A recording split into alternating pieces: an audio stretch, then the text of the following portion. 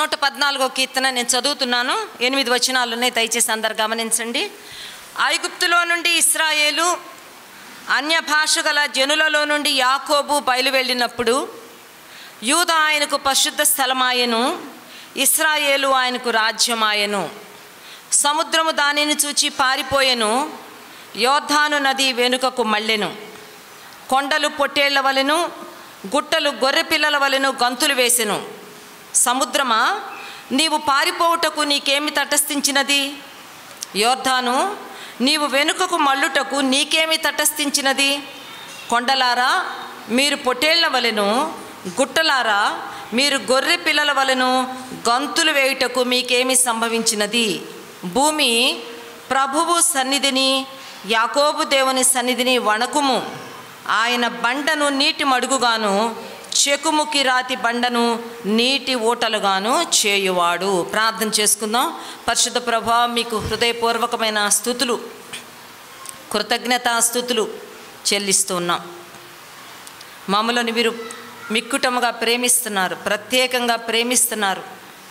స్త్రీలమైన మమ్ములను ఎడిఫై చేయడానికి, బలపరచడానికి, వృద్ధి పొందించడానికి మాకు అనుగ్రహిస్తున్న ఈ ప్రత్యేకమైన సమయాల కొరకు, సందర్భాల కొరకు స్తోత్రాలు. నిన్నటి మధ్యాహ్నం మీరు మాకు అనుగ్రహించిన దీవెనకరమైన సమయాన్ని బట్టి వందనాలు. ఈ సమయంలో కూడా ప్రభా, మరి ఈ యొక్క వాక్య ధ్యానమును మీరు ఆశీర్వదించండి. వచ్చిన మమ్మల్ని అందరినీ మీ వాక్యము ద్వారా దర్శించండి. ఈ 114వ కీర్తన మేము ధ్యానించబోతూ ఉండగా ఇందులో ఉన్న ఆశ్చర్యకరమైన సంగతులను మేము గ్రహించినట్లుగా మా మనోనేత్రములను వెలిగించమని ప్రార్థిస్తున్నాను. మా అందరికీ మంచి చురుకైన ఆత్మను మీరు దయచేయండి. మనస్సులను నీ వాక్యం పైన కేంద్రీకరించడానికి కృప దయచేయండి. మీ సేవకురాలుగా నన్ను మీ సిలువ చాటును మరుగు చేసి నీ కృపలో వాడుకోమని ప్రార్థిస్తున్నాను. మీకు స్తుతులు చెల్లిస్తూ మీ నామంలో ప్రారంభించుకుంటూ యేసు నామంలోనే ప్రార్థిస్తున్నాము తండ్రి, ఆమేన్. కీర్తనల గ్రంథంలో 150 కీర్తనలు ఉన్నాయి. అందులో తక్కువ లేకుండా ఒక 50% లేక ఒక 75-70 కీర్తనల పైనే దావీదు వ్రాశాడు. చాలా స్పష్టంగా కీర్తనల పైన దావీదు కీర్తన అని వ్రాయబడి ఉంటుంది. దావీదు రాసింది మాత్రమే కాదు కానీ ఇందులో సొలొమోను రాసిన కీర్తనలు కూడా పొందుపరచబడ్డాయి. మోషే కీర్తనలు ఉన్నాయి, ఆసాపు కీర్తనలు ఉన్నాయి, కోరవ కుమారుల కీర్తనలు ఉన్నాయి. అట్ ద సేమ్ టైం అదే సమయంలో కొన్ని కీర్తనలు అనానిమస్ సామ్స్ ఆర్ దేర్. అంటే రచయిత ఎవరు వ్రాసారో తెలియపరచబడకుండా కూడా కొన్ని కీర్తనలు ఈ 150 కీర్తనలతో జత చేయబడ్డాయి, సమకూర్చబడ్డాయి. ఆ సమకూర్చబడిన కీర్తనలలో 114వ కీర్తన ఒకటి. ఈ కీర్తనను అనానిమస్ సామ్ అంటారు. అంటే అన్నోన్ రైటర్, ఎవరు వ్రాసారో స్పష్టంగా తెలియపరచబడని ఒక కీర్తన. అయితే ఇది ఒక పొయిటిక్ ఎక్స్ప్రెషన్, ఇది ఒక కావ్య రూపంలో వ్రాయబడిన కీర్తన. ఈ కీర్తనను మనం ఈ సాయంకాలం ధ్యానం చేయబోతున్నాం. దయచేసి అందరూ మరి శ్రద్ధగా వాక్యం వినడానికి ప్రయత్నం చేద్దాం. చూడండి, ఈ వాక్యాన్ని మనం 3 భాగాలుగా చేసుకోవచ్చు. మొదటి వచనము ఒక భాగం అయితే 2 నుంచి 6 వచనాల వరకు ఒక భాగం సెకండ్ పార్ట్, థర్డ్ పార్ట్ 7వ వచనం, 4వ భాగం 8వ వచనం. ఈ 4 సెక్షన్స్ మనం ఆలోచన చేయబోతున్నాం. మొట్టమొదటిగా మొదటి వచనాన్ని ధ్యానం చేయబోతున్నాం.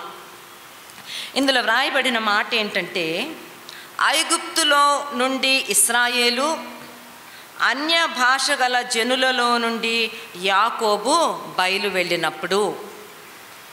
యాకోబు, ఇశ్రాయేలు ఎవరో మనకు తెలుసు కదా. వాళ్ళిద్దరూ వేరు వేరు వ్యక్తులు కాదు, వాళ్ళిద్దరూ ఒకటే. ఆ వ్యక్తి యొక్క మొదటి పేరు యాకోబు, వాళ్ళ అమ్మా నాన్న పెట్టిన పేరు యాకోబు, దేవుడు పెట్టిన పేరు ఇశ్రాయేలు కదమ్మా, ఇశ్రాయేలు. ఈ కీర్తనలో కొన్ని అద్భుతాలు జరిగినాయి, లేకపోతే కొన్ని విషయాలు గూర్చిన మరి ప్రస్తావన వచ్చింది. ఏంటంటే అవి 2వ సెక్షన్లో ఉన్నాయి. యూదా ఆయనకు పరిశుద్ధ స్థలమైందంట, మొదటిది. ఏ. బి, ఇశ్రాయేలు ఆయనకు రాజ్యమైంది. బి. సి, సముద్రము దాన్ని చూచి పారిపోయింది. నాలుగోది యోర్దాను నది వెనుకకు మళ్ళింది. ఐదవది కొండలు పొటేళ్ల వలెను, గుట్టలు గొర్రె పిల్లల వలెను గంతులు వేసెను. ఈ 4 మాటలు లేక ఈ 4 విషయాలు ఈ యాకోబు లేక ఇశ్రాయేలు జీవితంలో జరిగినవి.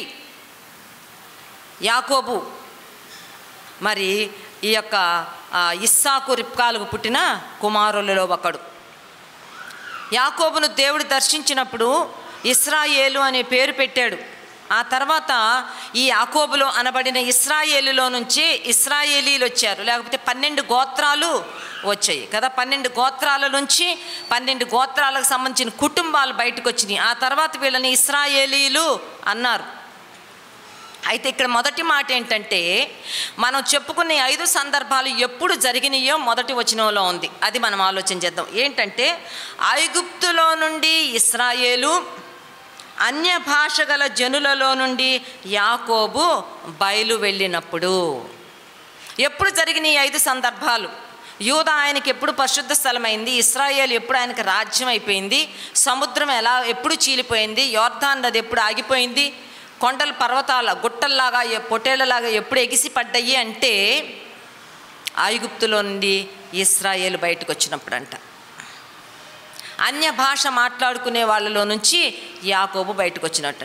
ఏంటిది? ఒక్కసారి మనం గనక చరిత్రలోనికి పాత నిబంధనలోని దేవుని ప్రజలైన ఇశ్రాయేలీల చరిత్ర, వాళ్ళ జీవితంలోని కనుక మనం వెళ్తే, దేవుని ప్రజలైన ఇశ్రాయేలీలు లేకపోతే యాకోబు యొక్క సంతానమైన 70 మంది వారుంటున్న కనాను దేశంలో కరువు వచ్చినప్పుడు ఆ కరువును తప్పించుకోవడానికి ఐగుప్తు దేశానికి వచ్చారు. నిర్గమకాండం 1వ అధ్యాయంలో ఉంటుంది. తర్వాత వాళ్ళు అనుకోకుండానే అక్కడే 430 సంవత్సరాలు ఉండిపోయారు. 430 years ఐగుప్తులో ఉండిపోయారు. ఐగుప్తులో బానిసత్వంలోకి వెళ్ళిపోయారు. ఐగుప్తులో ఫరో రాజు యొక్క పరిపాలన కిందకు వెళ్ళిపోయారు.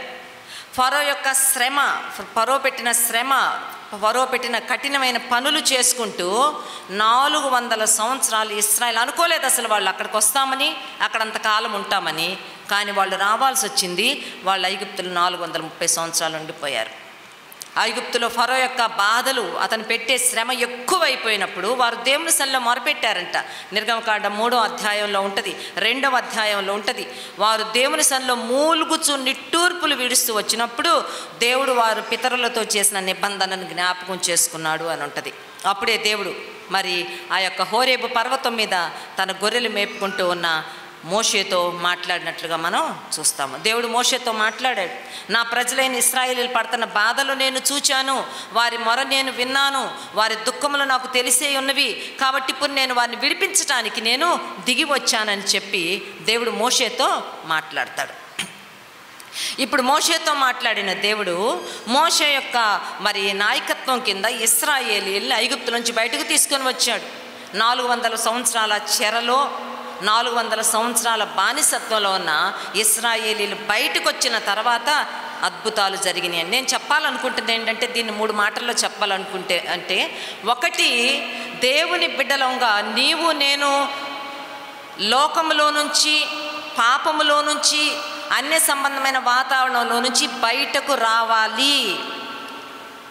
Only when we come out, మనం బయటకు వచ్చిన రోజే ఇశ్రాయేలీల జీవితంలో జరిగిన అద్భుతాలు నీ జీవితంలో, నా జీవితంలో జరుగుతాయి. రెండోది, ఇది ఒకవేళ ఎప్పటిలో సంగతి కదా, ఇది చరిత్ర కదా, ఇది ఇశ్రాయేలీల ఆయన ఏర్పాటు జనాంగం కదా అని ఒకవేళ మన జీవితాల్లో సందేహం, మన మనసుల్లో సందేహం వస్తుందేమో, ఈ అధ్యాయం ఒక ముగింపులో దేవుడు ఒక వాగ్దానాన్ని వ్రాశాడు. ఇశ్రాయేలీల జీవితాల్లో అద్భుతాలు చేసిన దేవుడు నీ జీవితంలో కూడా అద్భుతాలు చేస్తాడు అంటూ 8వ వచనంలో రాయబడింది. ఆయన బండను నీటి మడుగుగాను, చెకుముకి రాతి బండను నీటి ఊటలుగాను చేయువాడు. అర్థమైంది అనుకుంటున్నాను. మొదటి విషయం, నీవు నేను ఐగుప్తులో నుంచి బయటకు రావాలి, లేక లోకంలో నుంచి, లోక సంబంధమైన అన్య సంబంధమైన అపవిత్రమైన వాటిలోంచి బయటకు వచ్చిన రోజు దేవుని యొక్క శక్తి, దేవుని యొక్క మహిమ, దేవుని యొక్క గొప్ప ప్రణాళిక మన జీవితాల్లో రివీల్ అవుతుంది, అది నెరవేరుతుంది. అంత మాత్రమే కాకుండా ఆయన మన జీవితంలో ఉన్న బండలాంటి కొండల్లాంటి చెకుముకి రాతి బండల్లాంటి సమస్యలు ఈనాడు కూడా ఆయన తీర్చగలడు. అది ఈరోజు సందేశం యొక్క మరి ఒక బ్రీఫ్, ఇది రిపోర్ట్. మొదటి భాగం మనం చూస్తున్నాం. ఇశ్రాయేలు ఐగుప్తులో నుండి బయటకు వెళ్ళినప్పుడు, when Israel came out of Egypt, ఐగుప్తులోంచి ఇశ్రాయేలీలు బయటకు వచ్చినాక అద్భుతాలు జరిగినాయి. మీరు గుర్తు చేసుకోండి.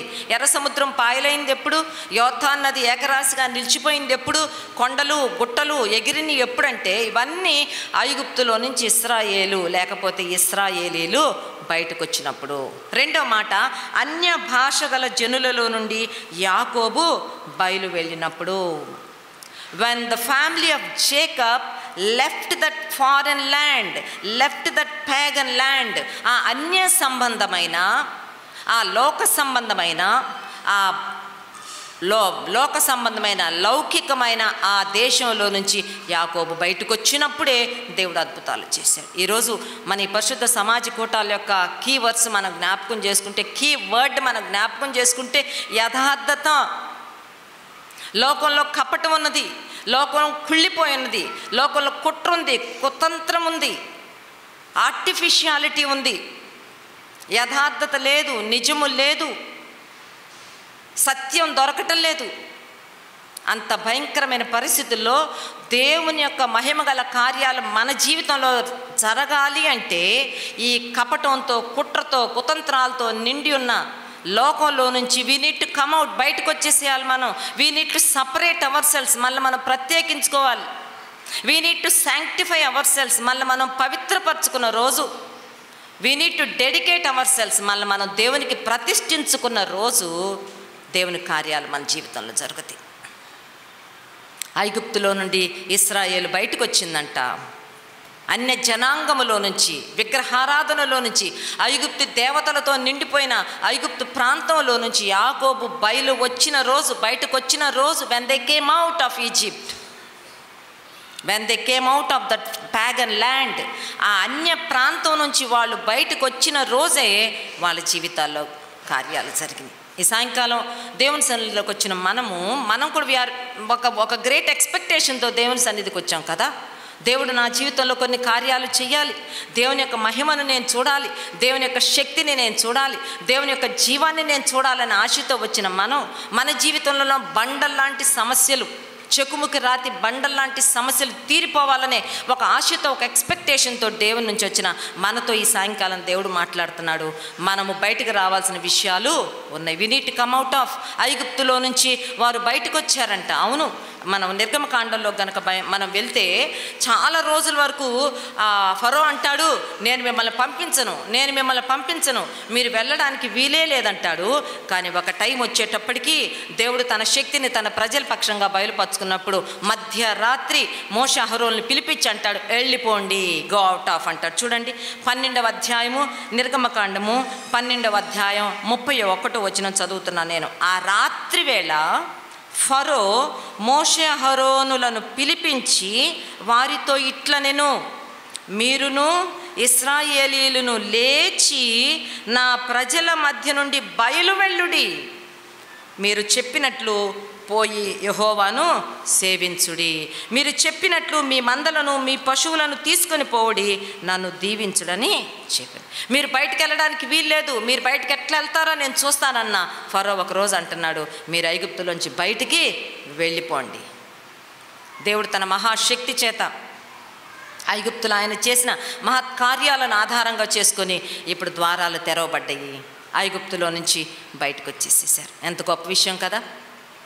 వాళ్ళు తమను తాము ప్రత్యేకించుకున్నారు, వాళ్ళు తమను తాము ప్రతిష్ఠించుకున్నారు. నిర్గమకాండంలోనే ఉంటుంది, దేవుడు మాట్లాడతాడు ఇశ్రాయేల్ పక్షంగా, అంటాడు, వీరు నా ప్రజలు, నేను వీరిని ప్రత్యేకించుకున్నాను అంటాడు. చూద్దాం ఒక మాట చూడండి. నిర్గమకాండంలో నుంచే చాలా చక్కగా దేవుడు తన ప్రజలతో చెప్తూ ఉన్నాడు, వాళ్ళను నేను ప్రత్యేకించుకున్నాను. 8వ అధ్యాయము నిర్గమకాండము 23వ వచనం, నా ప్రజలను నీ ప్రజల నుండి ప్రత్యేకపరచెదను, రేపు ఈ సూచక క్రియ జరుగునని యెహోవా సెలవిచ్చినట్లు నీవు చెప్పవాలి. నా ప్రజలను ఈ ప్రజల నుండి నేను ప్రత్యేకపరుస్తాను, నా ప్రజలను ఐగుప్తు ప్రజల నుండి నేను సపరేట్ చేస్తాను. నేను వేరు చేస్తాను, నేను వారిని బయటకు తీసుకొని వస్తానని చెప్పి దేవుడు మాట్లాడాడు. దేవుడు వాళ్ళని బయటకు తీసుకొని వచ్చాడు. వాళ్ళు బయటకు రావడానికి ఇష్టపడ్డారు. ఇప్పుడు ప్రశ్న ఏంటంటే, are we willing to come out? మనము దేవుని కొరకు బయటకు రావడానికి, దేవుని కొరకు ప్రత్యేకమైన జీవితాలు జీవించడానికి మన హృదయాలలో ఆశ ఉన్నదా? మన అంతరంగంలో ఉన్నదా కమిట్మెంటు, ఆ తీర్మానం, ఆ కన్విక్షన్, ఆ ఒప్పింపు మనకున్నదా? ఆ అవేర్నెస్, అవగాహన మనకున్నదా? దేవుని దీవెన మన జీవితాల్లో చూడాలంటే, దేవుని మహిమ మన జీవితాల్లో చూడాలంటే, దేవుని కొరకు మనం వేరైపోవాలి, ప్రత్యేకంగా జీవించాలని ఆ కన్విక్షన్, ఒప్పింపు మన హృదయాలలో జరగాలి. యెషయా గ్రంథంలోంచి ఒక మాట చూపిస్తాను. ఐజియా చాప్టర్ 52 verse 11, 52వ అధ్యాయము యెషయా గ్రంథము 11వ వచనం నేను చదువుతున్నాను. యెషయా ప్రవక్త ద్వారా దేవుడు చెప్పిస్తున్నాడు ఈ ప్రవచనం. అంటున్నాడు, పోవుడి పోవుడి, అచ్చట నుండి వెళ్ళుడి, అపవిత్రమైన దేనిని ముట్టకుడి, దాని యొద్ద నుండి తొలగిపోవుడి, యెహోవా సేవోపకరణములను మోయువారులారా మిమ్మును మీరు ప్రత్యేకపరచుకొనుడి. పోవుడి పోవుడి, బయటికి వెళ్ళిపోండి, దూరంగా వెళ్ళిపోండి, అపవిత్రమైన దాన్ని ఏది ముట్టొద్దు, మీరు పడకుండా మీరు జాగ్రత్తగా చూసుకోండి. ఐగుప్తులో నుంచి ఇశ్రాయేలీయులు బయటకు వచ్చేయడానికి దేవుడు ఒక అవకాశం ఇచ్చాడు వాళ్ళకి. ఈ ఐగుప్తు యొక్క అపవిత్రత నుంచి మీరు తప్పించుకోవడానికి, రెస్క్యూ అవ్వడానికి ఒక గ్రాండ్ ఆపర్చునిటీ ఇచ్చాడు దేవుడు. ఇశ్రాయేలీయులు అందరూ బయటకు వచ్చేసారు. సుమా, ఈ సాయంకాలం మనం ఆలోచించుకోవాల్సిన వారంగా ఉన్నాం. ఐగుప్తు లోకానికి సాదృశ్యంగా ఉంది. ఐగుప్తును గురించి ద్వితీయోపదేశకాండంలో ఒక మాట ఉంటుంది. ఏమని ఉంటుందంటే 4వ అధ్యాయం 20వ వచనంలో, అది ఒక ఇనుప కొలిమి అని ఉంటుంది. Iron furnace. మీరు ఐగుప్తు దేశంలో నుండి, ఆ ఇనుప కొలిమిలో నుండి దేవుడు మిమ్మల్ని ఎలా బయటకు తీసుకొచ్చాడో ఒక్కసారి జ్ఞాపకం చేసుకోండి అని మోషే గుర్తు చేస్తాడు. ద్వితీయోపదేశకాండము 4వ అధ్యాయం 20వ వచనంలో. నిజం, మనం అనుకుంటున్నాం కానీ మనమున్న ఈ లోకము it's like A iron furnace, ఒక ఇనుప కొలిమి. ఇక్కడ ఉంటే, లోకములో ఉంటే, లేక లోకం నుంచి మళ్ళీ మనం ప్రత్యేకించుకోపోతే we will be at loss, నష్టపోతాం సుమా, కాలిపోతాం. దేవుని కొరకు మనం బ్రతకాల్సిన వారంగా ఉన్నాం, మనం బయటకు రావాల్సిన వారంగా ఉన్నాము. ఇప్పుడు ఇనుప కొలిమి లాంటి ఐగుప్తులో నుంచి దేవుడు బయటకు తీసుకొని వచ్చాడు. మేము 2014లో ఇజ్రాయెల్ వెళ్ళినప్పుడు 4 కంట్రీస్ చూసాము. అందులో మేము ఫస్ట్ ఎంటర్ అయింది ఈజిప్ట్లోనే ఎంటర్ అయ్యాం. ఈజిప్ట్లో ఎంటర్ అయితే, ఈజిప్ట్లో ఆ నైలు నది మీద ఒక చిన్న స్టీమర్ లాంటి దానిలో మేము అక్కడే ఆ రాత్రి భోంచేసామన్నమాట. అక్కడ లోకమంతా అక్కడే ఉంది. చాలా భయంకరమైన డ్యాన్సులు, తాగుతా, చాలా విపరీతంగా ఉంది. లోకానికి సాదృశ్యం ఐగుప్తు. ఈ రోజుకు కూడా ఐగుప్తులో పాపం ఉన్నది. ఐగుప్తులో నుంచి ఇశ్రాయేలీయులు బయటకు వచ్చి నాకే దేవుడు కార్యాలు చేశాడు. అందుకే యోహాను సువార్త 15వ అధ్యాయంలో యేసుప్రభు ఒక మాట అంటాడు తన శిష్యులతో మాట్లాడుతూ. యోహాను సువార్త 15వ అధ్యాయంలో ద్రాక్షవల్లిని నేను, తీగలు మీరు అని మాట్లాడుతూ అదే అధ్యాయంలో కిందకు వచ్చిన తర్వాత 19వ వచనంలో ఏమంటున్నాడంటే, యోహాను 15:19, మీరు లోక సంబంధులైన ఎడల లోకము తన వారిని స్నేహించును, అయితే మీరు లోక సంబంధులు కారు, నేను మిమ్మల్ని లోకములో నుండి ఏర్పరచుకుంటే. I have chosen you out of this world. మీరు లోకంలో ఉన్నారు కానీ లోక సంబంధులు కారు. ఈ లోకంలో నుండి నేను మిమ్మలను ఏర్పాటు చేసుకున్నాను. ఐగుప్తు లోకానికి సాదృశ్యంగా ఉంది. ఈ 114వ కీర్తనలో జరిగిన 5 కార్యాలు ఇశ్రాయేలీయుల జీవితంలో ఎప్పుడు జరిగినాయి అని ఆలోచన చేస్తే, వాళ్ళు ఐగుప్తులో నుంచి బయటకు వచ్చినప్పుడు, when they have separated themselves, when they have consecrated themselves, తమ్మును తాము దేవునికి ప్రతిష్ఠించుకున్న రోజు, తమ్మును తాము దేవుని కోసం ప్రత్యేకించుకున్న రోజు దేవుడు వాళ్ళ జీవితాల్లో కార్యం ఏముందండి లోకంలో? యోహాను తన పత్రికలో రాస్తాడు. మొదటి యోహాను పత్రిక 2వ అధ్యాయం 15, 16, 17 వచనాల్లో లోకంలో ఏమున్నదో యోహాను, యేసు ప్రభు యొక్క ప్రియమైన శిష్యుడు యోహాను చెప్తున్నాడు. ఏమున్నదంట? మొదటి యోహాను 2వ అధ్యాయం 15, 16 వచనం చదువుతున్నాను. లోకంలో ఉన్నదంతయు అనగా శరీరాశయు, నేత్రాశయు, జీవపు డంబమును తండ్రి వలన పుట్టినవి కావు, అవి లోక సంబంధమైనవే. What is in this world? ఈ లోకంలో ఏమున్నది? ఈ లోకంలో ఉన్నది కేవలం lust of the eye, lust of the flesh and pride of life. జీవపు డంబము, శరీరాశ, నేత్రాశ. ఈరోజు మనకి ఎంత ఆశ, కనబడిందల్లా మనకు కావాలనుకుంటుంటాం కదా. ఆడవాళ్ళం చీరలు చూస్తూ ఉంటాం, చీరల మీదే కళ్ళు కదా. ఏ మెటీరియల్లో అది, ఎక్కడ కొనుక్కున్నారో, ఈ కలర్ నాకు దొరికితే ఎంత బాగుండు. అవునా? నగలు వేసుకునే వాళ్ళకి నగల మీదకి వెళ్ళిపోద్ది. ఇండ్లకి వెళ్తే వాళ్ళ ఇల్లంతా అబ్జర్వ్ చేస్తుంటాం, వాళ్ళ ఇంట్లో ఏమేమి వస్తువులు ఉన్నాయి. శరీరాశ, నేత్రాశ, కన్ను అన్నీ లాగుతూ ఉంటుంది. మూడోది ప్రైడ్ ఆఫ్ లైఫ్, జీవపు డంబం. ఈ రోజుల్లో ఫాల్స్ ప్రిస్టేజ్, అంత ఫాల్సే, అంత ఫేకే. అవునా కాదు? ఆలోచన చేయండి. డంబపు మాటలు, గొప్ప గొప్ప మాటలు, ఉన్నది ఉన్నట్టుగా మాట్లాడరు, ఉన్నది ఉన్నట్టుగా చెప్పరు, ఉన్నది ఉన్నట్టుగా చెయ్యరు. కృత్రిమం, ఆర్టిఫిషియాలిటీ లోకంలో ఉందండి. అది ఉందా మనలో? అది మనలో ఉన్నదంటే మనం ఈజిప్టులోంచి బయటకు రానట్టే. ఐగుప్తులో నుండి ఇశ్రాయేలు బయలు వెళ్ళినప్పుడు, అన్య భాష మాట్లాడు వారిలో నుంచి యాకోబు బయలు వెళ్ళినప్పుడే 5 కార్యాలు జరిగినాయి. ఈరోజు మన జీవితంలో దేవుని యొక్క మహిమగల కార్యాలు జరగాలంటే మనం బయటకు రావాల్సిన వారం ఉన్నాం. శరీరాశ, నేత్రాశ, జీవపు డంబము. అందుకే యాకోబు తన లెటర్లో 1వ అధ్యాయం 27వ వచనంలో అంటాడు, పవిత్రమును నిష్కలంకమునైన భక్తి ఏదనగా, ఒక పవిత్రమైన, ఒక కలంకం లేని భక్తి నువ్వేమైనా చెయ్యాలి అనుకుంటే, దిక్కులేని పిల్లలను, విధవరాండ్రను వారి ఇబ్బందుల్లో పరామర్శించుట. అది ఫస్ట్ పార్ట్ అయితే, సెకండ్ పార్ట్ ఏంటంటే, ఇహలోక మాలిన్యము తనకు అంటకుండా చూచుకొనుటయే. నిజమైన భక్తి ఏంటి? దేవుని ముందు నీవు నేను చేయాల్సిన ఒక పవిత్రమైన, నిష్కలంకమైన భక్తి. మనుషుల ముందు చేసే భక్తి కాదు, దేవుని ఎదుట నీవు చేసే భక్తి.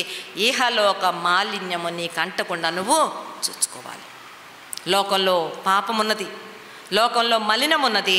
ఆ మాలిన్యము మనకు అంటకుండా చూసుకోవాలి సుమా. యోహాను సువార్త 17వ అధ్యాయంలో యేసు ప్రభు ప్రార్థన చేస్తాడు. ఆయన ప్రార్థన చేస్తూ అంటాడు, అయ్యా వీళ్ళు లోకంలో ఉన్నారు కానీ వీళ్ళు లోక సంబంధులు కారు. నేను లోక సంబంధిని కానట్టే ఇదిగో నా డిసైపుల్స్, నా శిష్యులు కూడా వీళ్ళు లోక సంబంధులు కారయ్యా. వీళ్ళు లోకంలో ఉన్నారు, వీళ్ళని లోకంలో కాపాడమని ప్రార్థన చేస్తాడు. అందుకే యాకోబు తన పత్రికలో అంటాడు 4వ అధ్యాయం 4వ వచనంలో, ఈ లోకముతో స్నేహము దేవునితో వైరం అని మీరు ఎరుగరా. ఎవరితో ఫ్రెండ్షిప్ చేస్తున్నాం? ఆదివారం వచ్చేటప్పటికి బిలీవర్స్తో ఫ్రెండ్షిప్ చేస్తున్నాం, ఆదివారం వచ్చేటప్పటికి మందిరానికి వస్తున్నాం. కానీ వారమంతా ఎవరితో మన స్నేహం, ఎవరితో మన బంధుత్వాలు, ఎవరితో మన క్లోజ్ రిలేషన్షిప్ ఆలోచన చేసుకోవాలి. ఐగుప్తులోంచి బయటకు వచ్చిన రోజే దేవుని కార్యాలు మన జీవితంలో జరుగుతాయి. రెండో మాట, అన్య భాష గల జనులలో నుండి యాకోబు బయలువెడలినప్పుడు. అవును, మనం లోకంలో ఉన్నాము, మనం అన్యులలో ఉన్నాము, అన్యుల మధ్యలో మనం ఉన్నాము. అన్యులకి they have got their own values, వాళ్ళ విలువలు వాళ్ళకున్నాయి, వాళ్ళ లైఫ్ స్టైల్ వేరుగా ఉంటుంది. ఆలోచన చేయండి, వాళ్ళు థింక్ చేసే విధానమే వేరు, వాళ్ళు చేసుకునే చాయిసెస్ డిఫరెంట్గా ఉంటాయి, వాళ్ళు డిజైన్ చేసుకునే మార్గాలు వేరుగా ఉంటాయి, మనవి వేరుగా ఉంటాయి సుమా. వాళ్ళతో మనకు కుదరదు, అన్య జనులతో మనం కలవడానికి వీల్లేదు. అన్ని జనుల మనసు, వాళ్ళ థింకింగ్ ఎలాగుంటుందో 1 థెస్సలోనిక పత్రిక 4వ అధ్యాయం 4వ వచనంలో పౌలు అంటాడు చూడండి ఒక మాట. 1 Thessalonians chapter 4 verse 4 చదువుతున్నాను. మీలో ప్రతి వాడును దేవుని ఎరుగని అన్య జనుల వలె కామాభిలాషయందు కాక పరిశుద్ధత యందును ఘనత యందును తన ఘటమును ఎట్లు కాపాడుకొనవలనో అది ఎరిగిండుటే దేవుని చిత్తము. అన్ని జనుల ఆశ అంత ఎలా ఉంటుందంట? వాళ్ళకంతా కామాభిలాష, అంతా ఆ రకంగానే ఆలోచిస్తుంటారు, ఆ రకంగానే ప్లాన్ చేస్తుంటారు. కామాతురత కలిగిన వారే ఉంటారు, కామాభిలాష ఎందుంటారు. వాళ్ళందరూ అన్యజనులు సుమా. మరి దేవుని బిడ్డలు ఎలా ఉండాలి?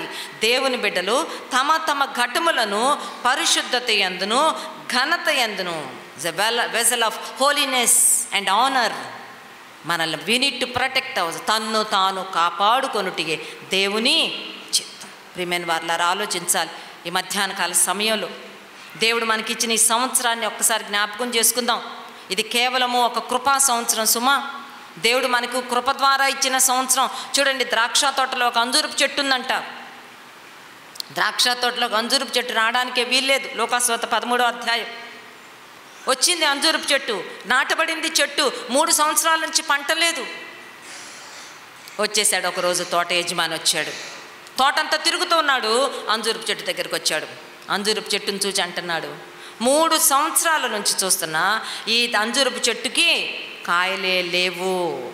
ఎందుకు ఈ చెట్టు ఇక్కడ? ఈ చెట్టును మనం నరికేస్తే బాగుంటుంది, తీసే ఈ తోటలో నుంచి ఈ చెట్టు అంటే తోటమాలి బ్రతిమలాడుతున్నాడు. అయ్యా ఇంకొక సంవత్సరము ఉండనేమో, చుట్టూరా పాదు చేస్తాను, నీళ్లు పోస్తాను, ప్రత్యేకంగా శ్రద్ధ తీసుకుంటాను, ఫలించిన సరే, లేని ఎడల నరికేసి. జస్ట్ 1 year అడిగాడు తోటమాలి యజమానిని. నేను అంటాను, ఒకవేళ మనందరి జీవితాలలో ఈ 1 year అదేనేమో, ఎందుకు కాకపోవచ్చు? దేవుడు అనుకున్న ఫ్రూట్స్ మన జీవితంలో ఉన్నాయా? దేవుడు అనుకున్న ఫలాలు మన జీవితంలో కనబడుతున్నాయా? సంఘంలో మనకు స్థలం ఇచ్చాడు, అవునా కాదా? సంఘంలో మనకు ఒక గుర్తింపు ఇచ్చాడు. మందిరాల్లో మన ప్లేసెస్ మనకు ఉంటాయి కదా, ఆదివారం అవగానే మన ప్లేస్కి వచ్చి మనం కూర్చుంటాం. అది ఒకవేళ స్తంభాన్ని అనుకుని కూర్చోవడం, లేకపోతే ఒక place 1st row 2nd row 4th row, ఈ చివర ఆ చివర అనుకున్నాం. ఎవరైనా మన ప్లేస్లో ఇంకోళ్ళు ఎవరైనా కూర్చున్నారు అనుకుందాం, కొత్తగా వచ్చిన వాళ్ళు, వాళ్ళని ఎలా అలా చూస్తాం పైకి కిందకి.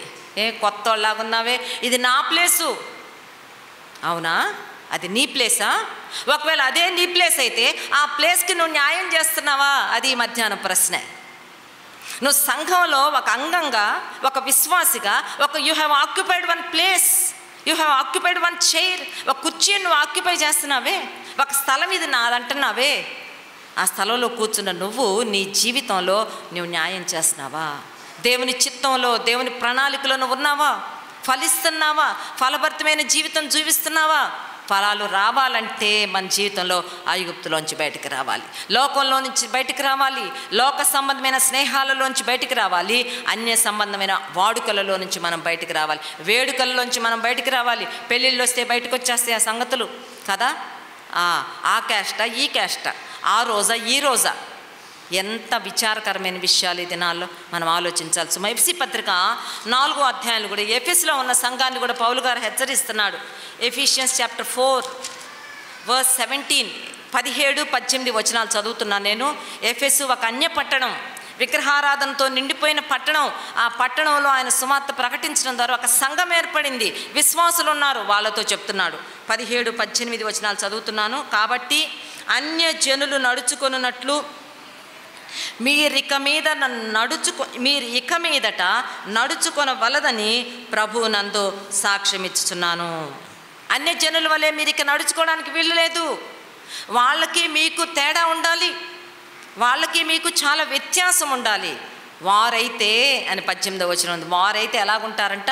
వారైతే అంధకారమైన మనస్సు గలవారై, 4 క్యారెక్టర్స్ రాయబడ్డాయి. ఒకసారి ఆలోచన చేయండి. వాళ్ళకి మనకి వ్యత్యాసం ఉన్నది. ఈరోజు దేవుడి పేరు పెట్టుకున్న మనము, దేవుని యందు విశ్వాసం ఉంచిన మనము, దేవుని నామములు ఆరాధిస్తున్న మనము, దేవుని సంఘంలో ఉన్న ప్రజలతో ప్రతి ఆదివారము అనేక పర్యాయాలు మమేకమవుతున్న మనము, మనకి అన్ని జనులకి తేడా ఉందా లేదా? వారైతే అంధకారమైన మనస్సు కలవారై తమ హృదయ కాఠిన్యము, దేర్ హార్ట్స్ ఆర్ హార్డ్, హృదయాల్లో చాలా కఠినత్వం ఉంది. వారి హృదయములు కఠినమైపోయి ఉన్నాయి. తమలో ఉన్న అజ్ఞానము చేత, అజ్ఞానంతో నింపబడ్డారు.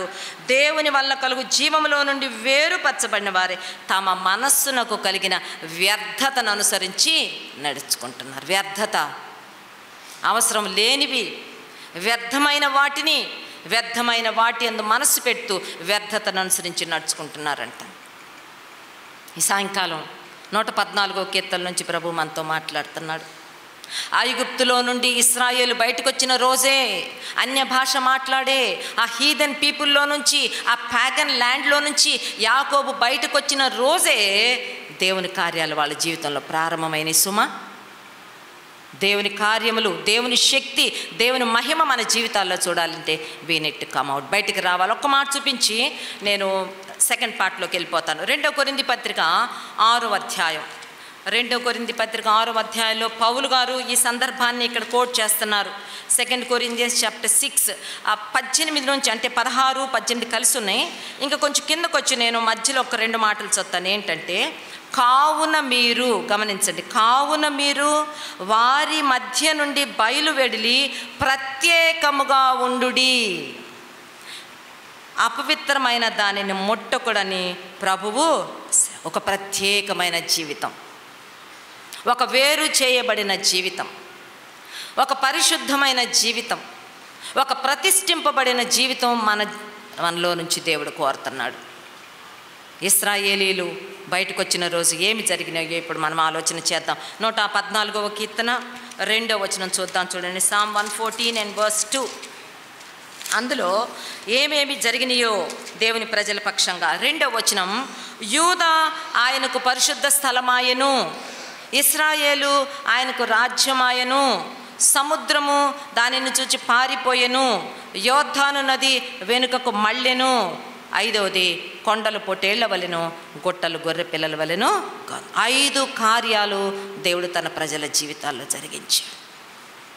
మొదటి కార్యము, యూదా ఆయనకు పరిశుద్ధ స్థలము ఆయన. Judah became God's sanctuary. దేవుని యొక్క పరిశుద్ధ స్థలము, దేవుని యొక్క నివాస స్థలంగా మారిపోయిందంటే ఎప్పుడు? ఇశ్రాయేలీలు బయటకు వచ్చినారు.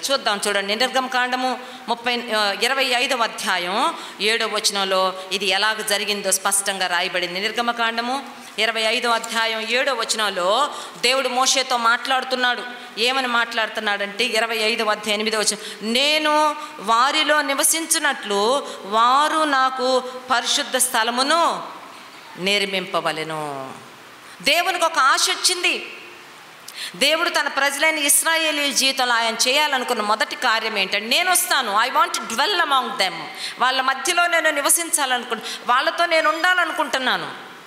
ఎందుకు? వాళ్ళు ఐగుప్తు వదిలిపెట్టి బయటకు వచ్చేసారు.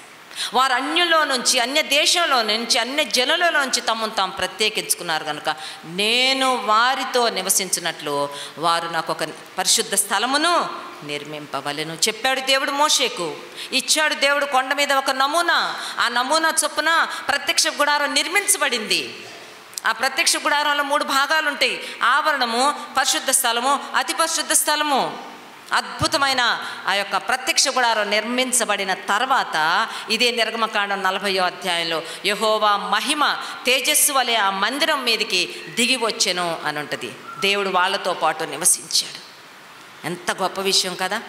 అవును, ఆ రోజు వారితో పాటు నివసించడానికి ఇష్టపడి ప్రత్యక్ష గుడారం నిర్మింపజేసి వాళ్ళ మధ్యలోకి వచ్చిన దేవుడు ఈరోజు నీ మధ్య, నీతో నాతో ఆయన నివసించాలనుకుంటాడు. 1 కొరింథీ పత్రిక 3వ అధ్యాయం 16వ వచనంలో పౌలు గారు ఒక చక్కని ప్రత్యక్షతను బయటకు తీసుకొని వస్తున్నాడు. 1 Corinthians chapter 3 verse 16 చదువుతున్నాను నేను. 3:16లో మీరు దేవుని ఆలయమై ఉన్నారనియు దేవుని ఆత్మ మీలో నివసించుచున్నాడని మీరు ఎరగరా. You are the temple of God. మీరు దేవుని ఆలయము, మీలో దేవుని ఆత్మ. ఆ రోజు ఏమన్నాడు? నేను మీ మధ్యకు వచ్చి నివసిస్తాను, మీరు నాకు ఒక పరిశుద్ధ స్థలం నిర్మించమన్నాడు. ఈరోజు కొత్త నిబంధన కాలంలో ఉన్న నీవు నేను, పరిశుద్ధాత్మని కాలంలో ఉన్న నీతో నాతో దేవుడు ఏం చెప్తున్నాడు తెలుసా? నీవే నాకు ఆలయము, నీలో దేవుని ఆత్మ నివసిస్తాడు. అవును, యోదాను దేవుడు ఎలాగా ఆ రోజు ఒక పరిశుద్ధ స్థలంగా ఆయన ఏర్పాటు చేసుకున్నాడు. ఈరోజు ఎన్నిక లేని ఏర్పాటులు, ఏమాత్రము యోగ్యత లేని నిన్ను నన్ను ఆయన పరిశుద్ధ స్థలంగా ఏర్పరచుకుని ఆయన మనలో వచ్చి ఉంటానంటున్నాడండి. ఇదే కొరింథీ పత్రికలో ఉంటుంది. మీరు 1 కొరింథీ పత్రికలోని 6వ అధ్యాయం 19-20 వచనాల్లో ఉంటుంది.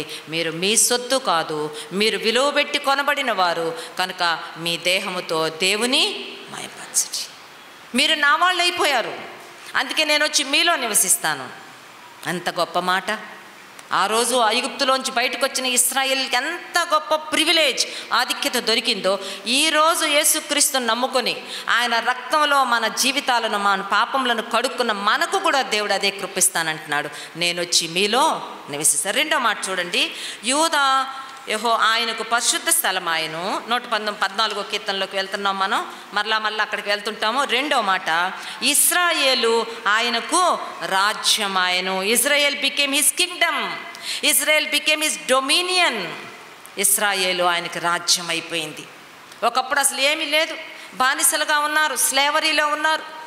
భయంగా బిక్కుమంట ఐగుప్తులో ఆ ఫరో యొక్క పరిపాలన కింద ఆ ఇనుప కొలిమిలో కాలిపోతున్న వాళ్ళను ఇప్పుడు దేవుడు అంటున్నారు, మీరు ఐగుప్తులోంచి బయటకు వచ్చినందుకు, అన్యుల్లో నుంచి అన్య సంబంధమైన అపవిత్రంతటిని తెంపుకొని బయటకు వచ్చినందుకు ఇప్పుడు నేను మిమ్మల్ని నాకు ఒక రాజ్యముగా ఒక ఐడెంటిటీ వచ్చింది. ఈరోజు వచ్చింది, ఆ రోజు కాదు, ఈ రోజు కూడా ఉంది కదా.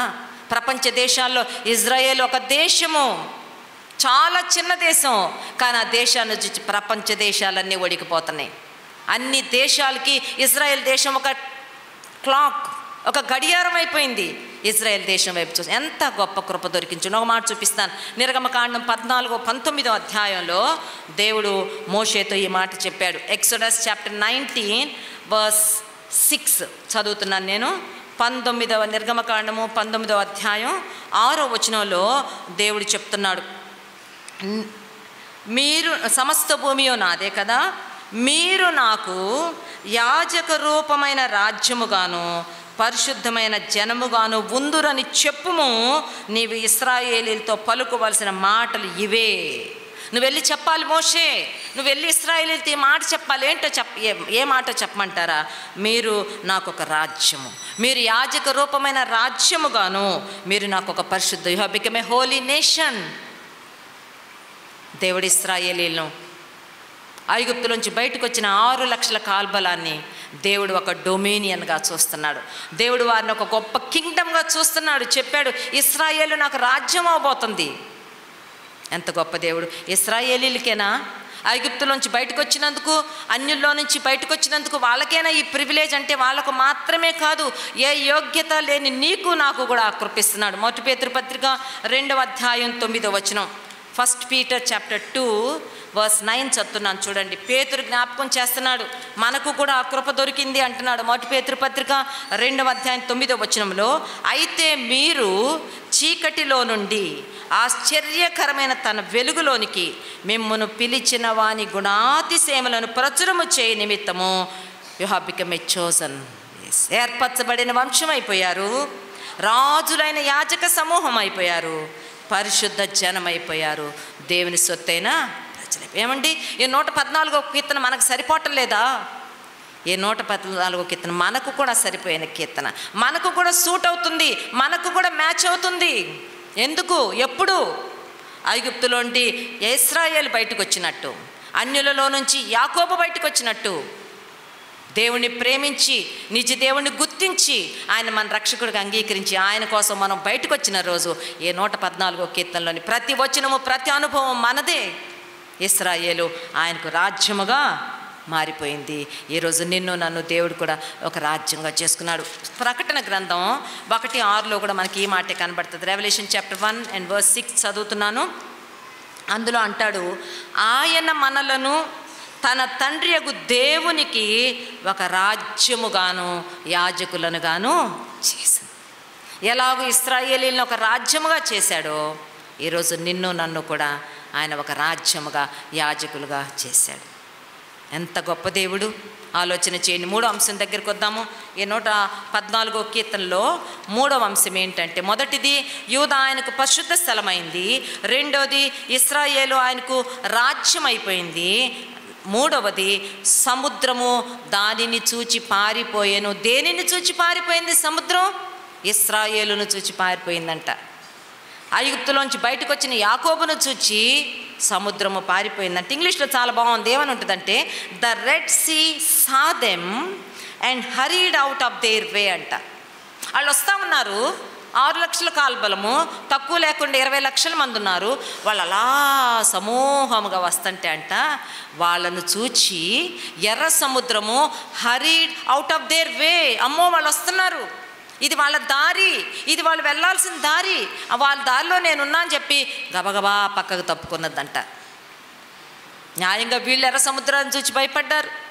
అరే, ముందు ఎర్ర సముద్రం, వెనకాలకు తిరిగి చూస్తే ఫరో బయలుదేరి వచ్చేస్తున్నాడు. తన దగ్గర ఉన్న 900 ఇనపరథాలు తీసుకుని బయలుదేరి వస్తున్నాడు. సైన్యం అంతా వస్తూ ఉంది. ఈ పక్క అరణ్యం. వీళ్ళు భయపడిపోతున్నారు, ఏం చేయాలని. కానీ దేవుని వాక్యం చెప్తున్న ఒక మాట ఏంటో తెలుసా? The red sea saw them and hurried out of their way. పక్కకి వెళ్ళిపోయిందంట. అమ్మో ఇది వాళ్ళ దారిలో మనం ఉన్నాం, పదండి పక్కకని ఎర్ర సముద్రం వెళ్ళిపోయిందండి. ఎంత గొప్ప దేవుడు! నేనేం చెప్పాలనుకుంటున్నానంటే, ఒకవేళ నీ జీవితంలో కూడా ఒక సముద్రం లాంటి సమస్య నీ ముందుందేమో. అసలు నేను అడుగు ముందుకేయలేనండి, నాది ఎలా ఉందంటే ముందు వెనక చెరొక ప్రక్క సమస్య. అసలు ఎటు వెళ్ళాలో తోచట్లేదు, దిక్కు తోచట్లేదు, దారి కనబడట్లేదు. ఒక కీకారణ్యంలో ఇరుక్కుపోయాను. భయంకరమైన పరిస్థితిలో ఉన్నాను. ఒక్క అడుగు కూడా ముందుకేయడానికి లేదండి అని అంటున్నావా నువ్వు? ఒకవేళ అదే నా సిచ్యుయేషను ఈ సాయంకాల సమయంలో దేవుడు మనతో మాట్లాడుతున్న మాట ఏంటో చెప్పమంటారా? సముద్రము దానిని చూచి పారిపోయాను. సముద్రం పారిపోద్ది. సముద్రం లాంటి సమస్య మన ముందు నుంచి పారిపోతుంది. గుర్తుపెట్టుకోండి. ఓ మాట చూపిస్తా నేను. 77వ కీర్తన 18వ వచనంలో ఎర్ర సముద్రం పాయలైపోయిన సందర్భాన్ని కీర్తనకారులు చాలా చక్కగా వర్ణించారు. సామ్ 77 కీర్తన 77:16 వచనం నేను చదువుతున్నాను. దేవా, జలములు నిన్ను చూచెను, జలములు నిన్ను చూచి దిగులు పడెను, అగాధ జలములు గజగజలాడెను. జలములు నిన్ను చూచిన కాదు, నిన్ను కలిగి ఉన్న ఇశ్రాయేలీలు వస్తుంటే నీళ్ళకు భయం వేసిపోయిందంట. అగాధ జలములకు భయం వేసిపోయిందంట. నీళ్లు గజగజలాడిపోయినాయి అంట. 78వ కీర్తన 13వ వచనం చదువుతా చూడండి. 78:13లో ఆయన సముద్రమును పాయలుగా చేసి వారిని అద్దరికి నడిపించింది. Yes, God is there for us. దేవుడున్నాడు మన పక్షంగా సుమా. ఎర్ర సముద్రాన్ని దేవుడు పాయలు చేశాడు. నిర్గమకాండం 14వ అధ్యాయంలో 21, 22 వచనాలలో మోషేకు దేవుడు చెప్పినట్లుగా మోషే తన చేతిలో ఉన్న కర్రను చాపగా ఎక్కడి నుంచో వచ్చేసింది తూర్పు గాలి, ఎర్ర సముద్రాన్ని పాయలు చేసింది. ఎంత అద్భుతమైన కార్యం అంటే, వాళ్ళంట ఒక మైదానంలో నడిచినట్టు నడుచుకుంటూ వెళ్ళారంట. ఏంటంటే ఈ కార్యం? ఒక మైదానంలో నడిచారు. 106వ కీర్తన 9వ వచనం.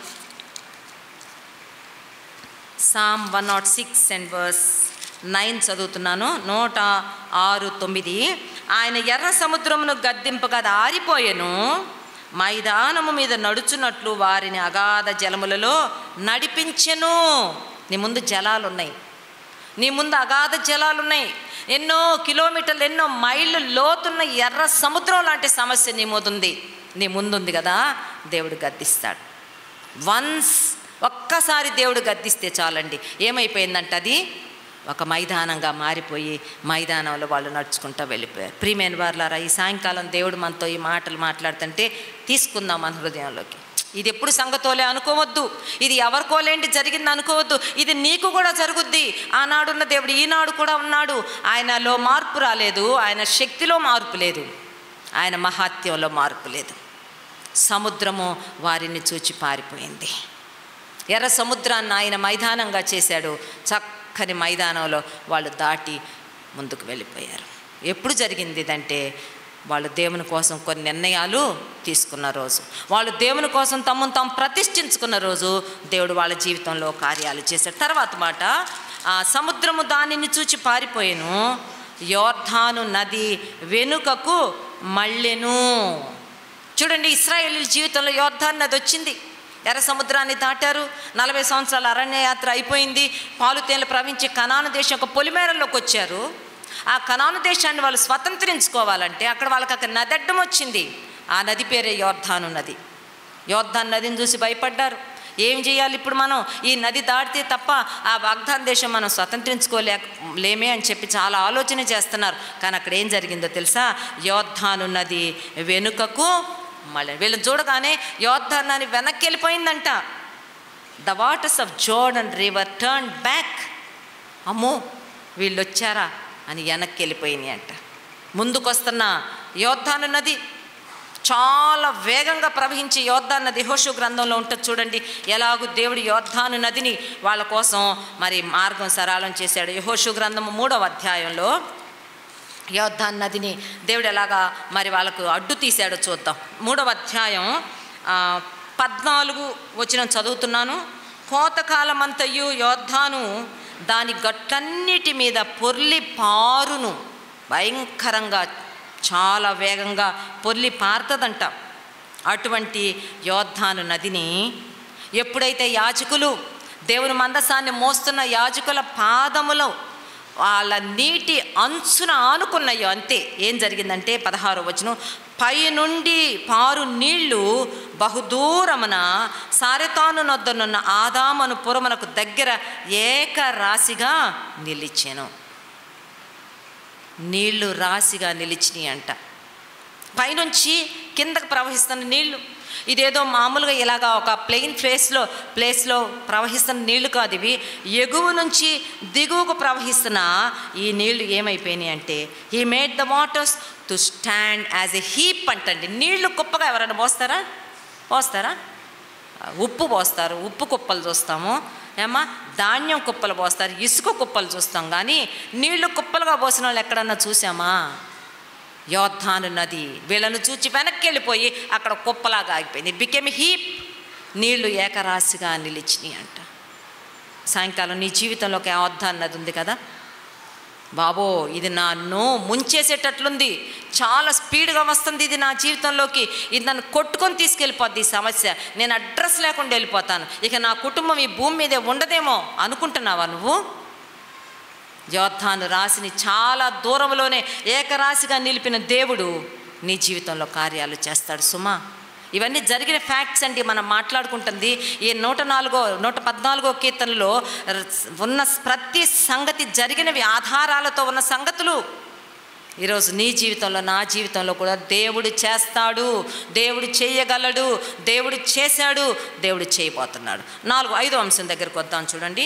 114వ కీర్తనలో మొదటిది యూదా ఆయనకు పరిశుద్ధ స్థలమైంది, రెండోది ఇశ్రాయేలు ఆయనకు రాజ్యం అయిపోయింది, మూడోది ఎర్ర సముద్రం ఆయన వాళ్ళని చూచి పారిపోయింది, నాలుగోది యోర్దాను వెనక్కి మళ్ళింది, ఐదోది చెప్తున్నాను, కొండలు పొట్టేళ్ల వలెను గుట్టలు గొర్రె పిల్లల వలెను గంతులు వేసెను.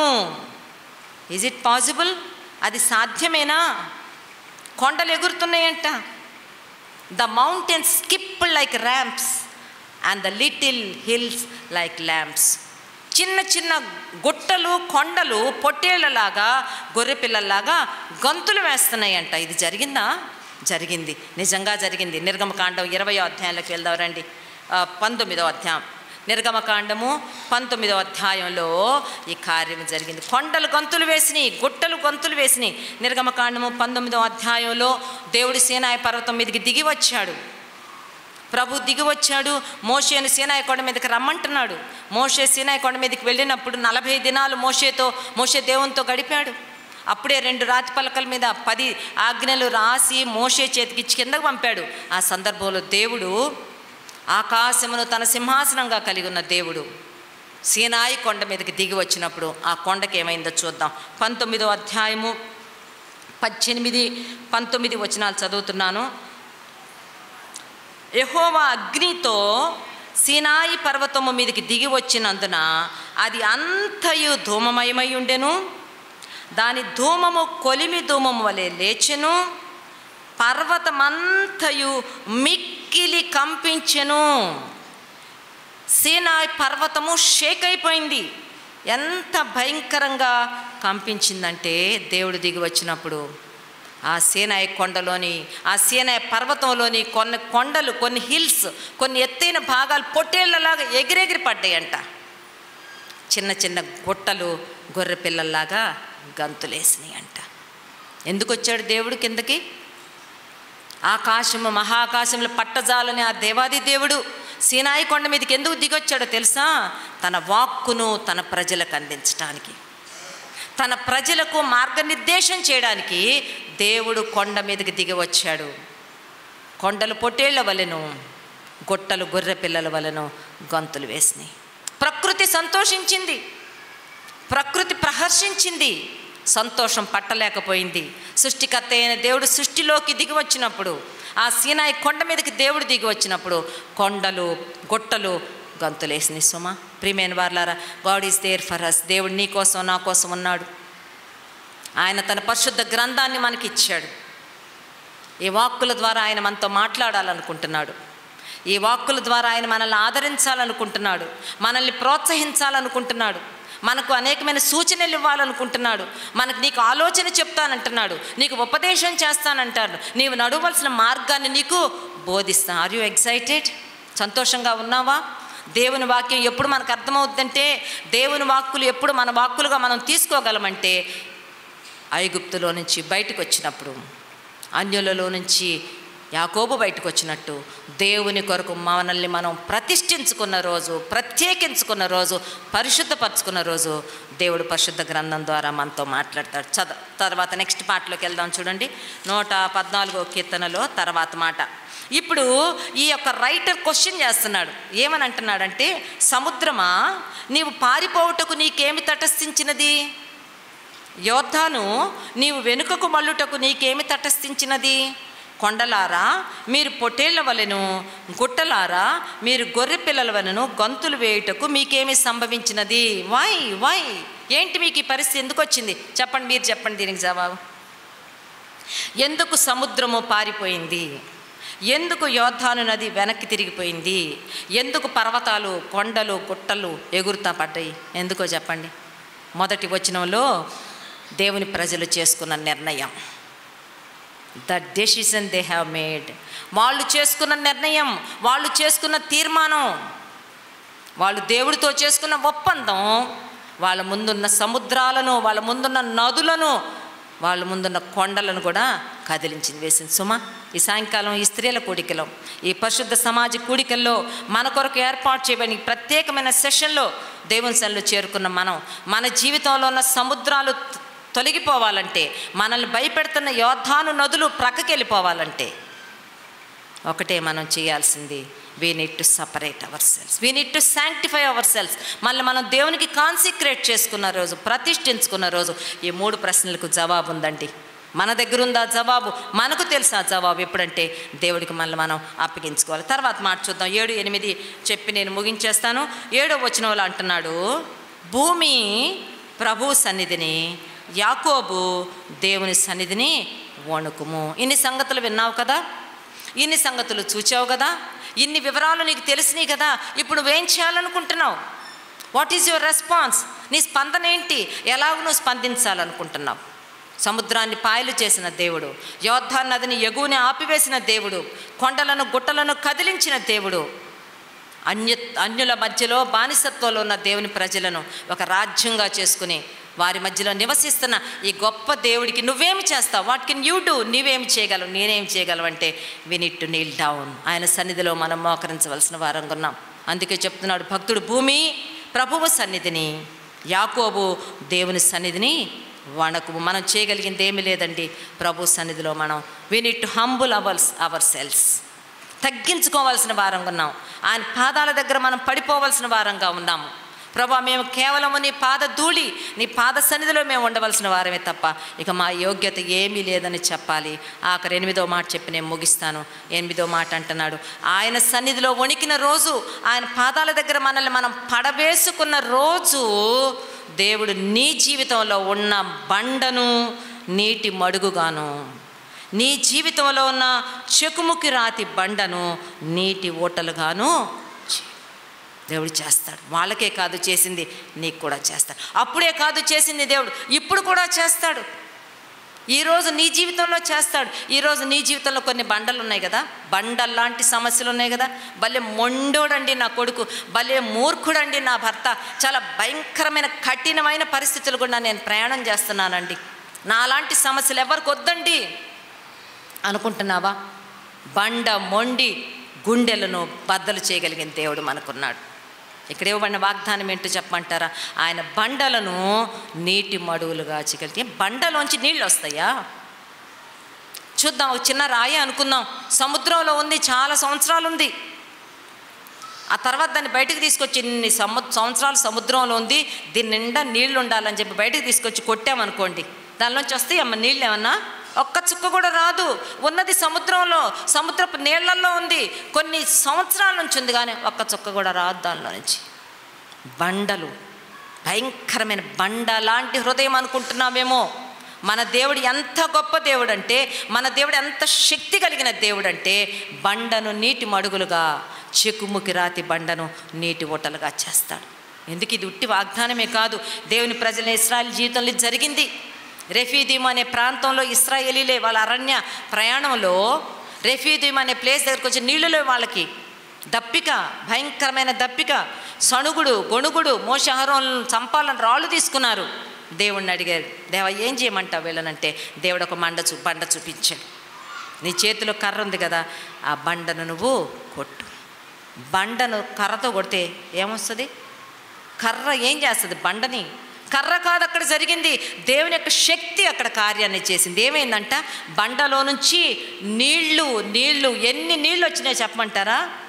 20 లక్షల మంది తాగారు. వాటిని గురించి ఒక మాట రాస్తాడు భక్తుడు, చూద్దాం చూడండి. ఎన్ని నీళ్ళు వచ్చినాయి అంటే ఆ బండలో నుంచి దేవుని యొక్క శక్తి ఎంత గొప్పదో మనం ఆలోచన చేద్దాం. 78వ కీర్తన, Psalm 78 verse 15. 78వ కీర్తన 15వ వచనంలో బండలోంచి ఎన్ని నీళ్ళు వచ్చినాయో చూద్దాం. అరణ్యములో ఆయన బండలు చీల్చి సముద్రమంత సమృద్ధిగా వారికి నీళ్లు త్రాగనిచ్చెను. బండలో నుండి ఆయన నీటి కాలువలు రప్పించెను, నదుల వలె నీళ్లు. మన దేవుడు ఎంత గొప్ప దేవుడో. బండలోంచి ఎన్ని నీళ్ళు వచ్చినాయి అంట? నీళ్ళు రావడానికే అసలు అవకాశమే లేదు. ఏదో గ్లాసు నీళ్ళు, చెంబుడు నీళ్ళు, బిందె నీళ్ళు కాదు వచ్చింది, నదుల వలె నీళ్లు ప్రవహించినాయి. ఇంకంతకన్నా గొప్ప విషయం ఏంటంటే సముద్రం అంత సమృద్ధిగా వాళ్ళకి నీళ్ళు ఇచ్చాడు. గొప్ప దేవుడు, అద్భుతాలు చేసే దేవుడు. నేను సర్వ శరీరులకు దేవుడను, నాకు అసాధ్యమైనది ఏదైనా కలదా అని చెప్పిన దేవుడు. ఒకవేళ నీ జీవితంలో ఈరోజు నువ్వు ఎదుర్కొంటున్న సమస్య హైలీ ఇంపాసిబుల్ అనుకుంటున్నావేమో, వేస్ట్ అండి ఎవ్వరేం చేయలేరండి, ఇంకా నా బతుకింతేనండి, నా జీవితం ఇంతేనండి, అయిపోయిందండి నా లైఫ్, అయిపోయిందండి నా కుటుంబ పరిస్థితి అనుకుంటున్నావేమో. లేదు, నమ్ము. నీవు నమ్మిన ఎడల దేవుని మహిమను చూస్తావు. ఒక బండలో నుంచి దేవుడు సముద్రం అంత నీళ్లు తెచ్చి వాళ్ళందరి దప్పిక, 20 లక్షల మంది దప్పిక తీర్చాడు. ఆయన బండను నీటి మడుగుగాను, చెకుముకి రాతి బండను నీటి ఓటలుగాను ఆయన. Yes, he is our provider, he is our helper, he is our solution. మన సమస్య పరిష్కారం ఆయన, మన అవసరాలు తీర్చేవాడు దేవుడు, మన కష్టాల్లో మనకుండే సహాయకుడు ఆయనే. సుమ 25వ సంవత్సరంలో ఎందుకు ప్రవేశించామో తెలుసా? దేవుని సహాయాన్ని అందుకుని దేవుని మహిమను చూస్తూ దేవుని కొరకు సాక్షులుగా బ్రతకడానికి. ఊరికైనా వచ్చేలా క్యాజువల్గా వచ్చేలేదు, మనం ఏదో లేని తోసేలేదు దేవుడు. నిన్ను నన్ను 25లో గుర్తుపెట్టుకోండి, ఎవరిని ఊరికే తోసేలేదు ఆయన. God has got a plan for our life. మన జీవితం పట్ల దేవునికి ఒక ప్రణాళిక ఉంది. ఇర్మియా గ్రంథం 29వ అధ్యాయం 11వ వచనంలో ఉంటుంది, నీ గురించి నాకు ఒక గొప్ప ప్రణాళిక ఉంది, నిన్ను గూర్చి నేను ఉద్దేశించిన సంగతులు నాకు తెలియను. I have got my own plan for you. మనకు అర్థం కావట్లేదేమో, ఎందుకు వచ్చానో అర్థం కావట్లా, ఎందుకు నన్ను ఇంకా బతికించాడో అర్థం కావట్లా, ఎందుకు ఇంకా అనుకుంటున్నావేమో. No, God has got a plan. నిన్ను గుచ్చి నేను ఉద్దేశించిన సంగతులు నాకు తెలియను. I have got plans to prosper and not to harm అంటాడండి అందులో. నేను నిన్ను వృద్ధిలోకి తేవడానికి, నిన్ను అభివృద్ధిలోకి తేవడానికి, నిన్ను ఆశీర్వదించడానికి సంబంధించిన ప్రణాళికలు నా దగ్గర ఉన్నాయి కానీ and not to harm you, నీ కీడు చేయడానికి కాదు. ప్రియమైన వారలారా, ఈ సాయంకాలం ప్రభువుని నమ్ముదాం. God has got a plan. నీ జీవితంలో ఉన్న బండను చూచి భయపడొద్దు. చెకుముకి రాతి బండ అయినా పర్వాలేదు, బాధపడొద్దు. నీ బండను నీటి మడుగుగా, నీ చెకుముకి రాతి బండను నీటి మడుగుగా చేసేది. ఒక మాట చూపించి నేను ముగిస్తాను. ద్వితీయోపదేశకాండము 33వ అధ్యాయంలో దేవుని ప్రజలు జీవితాల్లో దేవుని యొక్క శక్తిని గురించి ఒక చక్కని మాట ఉంటుంది. డ్యూటరానమీ చాప్టర్ 32 32వ అధ్యాయం 13వ వచనం 32:13లో ఇక్కడ రాయబడిన మాట ఏంటంటే, భూమి యొక్క ఉన్నత స్థలముల మీద వానిని ఎక్కించేదను, పొలముల పంట వానికి తినిపించేదను. గమనించండి ఇక్కడ నుండి, కొండ బండ నుండి తేనెను, చెకుముకి రాతి బండ నుండి నూనెను అతనికి జుర్రించేదను. ఎంత గొప్ప వాగ్దానం, ఎంత గొప్ప దేవుడు. నీవు నేను నమ్ముకున్న దేవుడు ఏదో చాలా చాలా సింపుల్ అనుకుంటున్నావు, చాలా చిన్న దేవుడు అనుకుంటున్నావు. లోకంలో పుట్టిన అనేక మంది దేవుళ్ళతో ఈ దేవుని కూడా పెట్టేసి అందరూ ఒకటే అనుకుంటున్నావు. కాదు. ఒక బండను నీటి మడుగుగా, చెకుముకి రాతి బండను నీటి ఒట్టుగా చేస్తాడని అనుకుంటున్నాం. కానీ ఇశ్రాయేలీయుల జీవితంలో దేవుడు చేసిన అద్భుతం ఏంటంటే ఆయన కొండ బండలో నుంచి తేనెను తీసుకొచ్చాడంట. చెకుముకి రాతి బండలో నుంచి నూనెను వారికి జుర్రింపచేసి. God is so great. అంత గొప్ప దేవుణ్ణి ఈరోజు నీవు నేను కలిగి ఉన్నాం. నమ్ముకుందాం ఆ దేవుణ్ణి, హృదయం అంతటితో నమ్ముదాం. అవిశ్వాసం రానియొద్దు మన జీవితాల్లోనికి, అపనమ్మకం రానియొద్దు, సందేహాలు రానియొద్దు, సంశయాలు రానియొద్దు. పూర్తిగా ప్రభుకు అప్పగించుకో. నీ జీవితంలో ఉన్న ఏ బండైనా, ఏ కొండైనా, ఎలాంటి పరిస్థితి అయినా ప్రభుకు అప్పగించుకో. ప్రభు నీ పక్షంగా కార్యాలు చేస్తాడు. ఒక్క విషయం జ్ఞాపకం చేసి ముగించేస్తాను. యెహోషువ గ్రంథం 15వ అధ్యాయంలో కాలేబు కుమార్తె అయిన అక్సా ఉంటుంది. అక్సాకు పెళ్ళి అవుద్ది. ఒత్నీయేలుకి ఇచ్చి పెళ్లి చేస్తాడు కాలేబు. సరే, అక్సా కాపురానికి వెళ్తుంది. ఆమెను కాపురానికి తీసుకెళ్ళి వదిలిపెట్టి వస్తుంటే ఆ అమ్మాయి తన గాడిద మీద నుంచి కిందకు దిగుద్ది. వాళ్ళ డాడీ అడుగుతాడు, అమ్మా ఎందుకు దిగావు, వాట్ డూ యూ వాంట్, ఏం కావాలమ్మా నీకంటే అడుగుతుంది. తండ్రి నాకు దీవెన దయచేయము, బ్లెస్ మీ, నన్ను దీవించు. ఏం కావాలి, అప్పటికే చాలా ఇచ్చాడు. కాలేబు ఆస్తిమంతుడు, కాలేబు శ్రీమంతుడు, అయినా అడుగుతుంది నాకు దీవెన దయచేయము. ఏం దీవెన అంటే దాన్ని ఇంకొంచెం ఎక్స్టెన్షన్, దాన్ని ఎక్స్ప్లెయిన్ చేస్తుంది. ఏమంటదంటే, తండ్రి నీవు నాకు దక్షిణ భూమిని దయచేసి ఉన్నావు, దానిని తడుపుకోవడానికి నాకు నీటి మడుగులను కూడా దయచేయమని ఉంటుంది. అడుగుతుంది దేవుణ్ణి, తండ్రిని అడిగింది.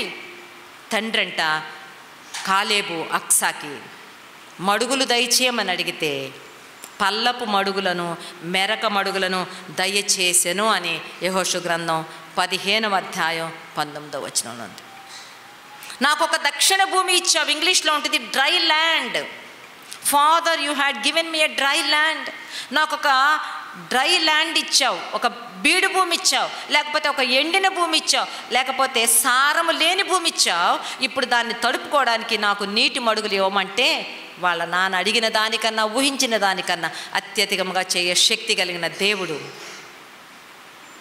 ఆ కాలేబు పల్లపు మడుగులను, నీటి మడుగులను ఇచ్చాడు. ఒకవేళ నీ జీవితంలో బండలు లేవు, కొండ బండలు లేవు, కానీ కొంత డ్రైనెస్ ఉంది, కొంత డ్రై ల్యాండ్ ఉంది, కొంత సారము లేని భూమి ఉంది.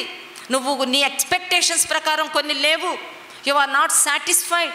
నీలో కొంత అసంతృప్తి ఉంది. ఈ విషయం అడుగు దేవుణ్ణి. సాయంకాలం దేవుణ్ణి అడుగు. అక్స అడిగినట్టు దేవుణ్ణి అడుగు. దేవా, ఇదిగో నాకు ఈ డ్రై ల్యాండ్ ఇచ్చావు కదా, ఇదిగో నాకు ఈ బీడు భూమి ఇచ్చావు కదా, ఇదిగో నాకు ఎండిపోయిన ఈ భూమి ఇచ్చావు కదా, ఈ నిస్సారమైన ఈ భూమిని తడుపుకోవడానికి నాకు నీటి మడుగులను ఇవ్వమని అడగండి. దేవుడు పల్లపు మడుగులను, మెరక మడుగులను ఇచ్చి అక్సాను సంతోషపెట్టాడంట. తలలు వంచండి, ప్రార్థన చేసుకుందాం. దేవుణ్ణి అడిగి దేవుని ఆశీర్వాదాలు మనం పొందాల్సిన వారంగా ఉన్నాం. ప్రార్థన చేసుకుందాం. దయచేసి అందరు తలలు వంచండి. ఈ సాయంకాలం ప్రభు యొక్క కృపను కోరుకుందాం. 114వ కీర్తన ద్వారా దేవుడు మనతో మాట్లాడుతున్నాడు. ఐగుప్తులో నుండి ఇశ్రాయేలు బయటకు వచ్చినప్పుడు, అన్యజనుల మధ్యలో నుండి యాకోబు బయటకు వచ్చినప్పుడు దేవుడు అద్భుతాలు చేశాడు. ఈనాడు నీ జీవితంలో కూడా దేవుడు అద్భుతాలు చేస్తాడు.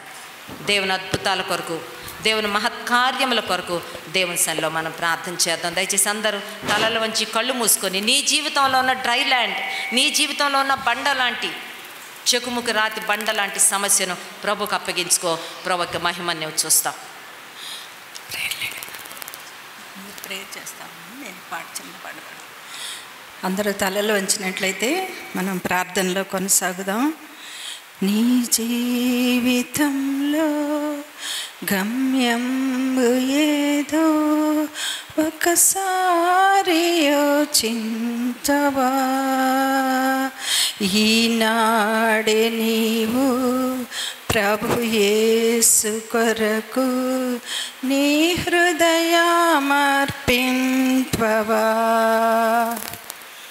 ప్రార్థన. పరిశుద్ధుడా, ప్రేమగల దేవా, నమ్మకమైన మా రక్షక, మీకు వందనాలు, స్తుతులు, స్తోత్రాలు. 114వ కీర్తన ద్వారా మాతో మాట్లాడినందుకు స్తోత్రాలు. మేము నీ కొరకు మమ్మల్ని మేము ప్రత్యేకించుకున్న రోజు, ప్రతిష్ఠించుకున్న రోజు, నీవు కోరినట్టుగా లోకంలో నుంచి అన్య సంబంధమైన వాడుకల్లో నుంచి, వేడుకల్లో నుంచి, వాతావరణంలో నుంచి మేము బయటకు వచ్చిన రోజు